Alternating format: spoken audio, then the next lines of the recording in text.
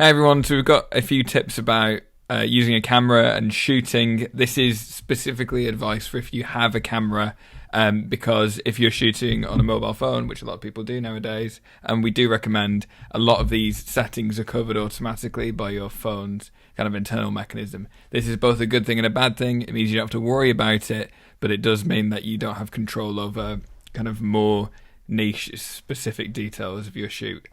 So don't stress about it, but if you have a camera, this is how you can get the most out of using your camera. So your aperture basically is in reference to the size of the kind of pinhole, it used to be a pinhole, in your camera, the amount of light that is allowed in through the lens to be recorded.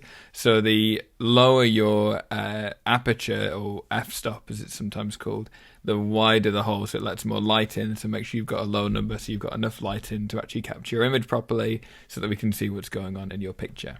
So your shutter speed, this is normally seen as a fraction. So for example, 1/50. This is the number that you want it to be kept at. Make sure it's 1/50. It correlates with something called the frame rate, which we'll talk about in a second.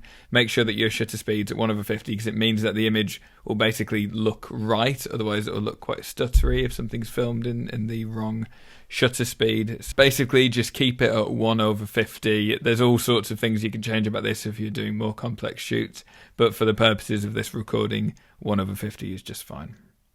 So frame rate, this is related to your shutter speed. You want to make sure that basically it is a fraction of your shutter speed. So for example, if you're shooting at 1/50, we would expect a frame rate of 25 frames per second. So 1/50, you want it to basically divide into that. So 25 is half of 50. So have a frame rate of 25 frames per second if you're shooting at 1/50. But the reason that we want it to divide nicely into that number is because the motion blur will look normal. It's hard to articulate it in words, but basically if it wasn't that, it would look weird, and it wouldn't look like you would expect it to. So make sure you've got a shutter speed of 1/50 and a frame rate of half that, 25 frames per second. So the reason that you might have a higher frame rate is if you were shooting in slow motion, for example. So a frame rate of 50 would mean that the recording was twice the length because 50 is double 25. Similarly, you can have 60, 100, 120. If you're doing that, then your shutter speed needs to kind of match that multiplication. So you'd want a shutter speed of 100 if you're shooting at a frame rate of 50. If you're doing 60, it have to be 120. Again, to maintain that natural motion blur. If you miss this, it'll look really staccato, it'll look really jumpy, and it won't look right.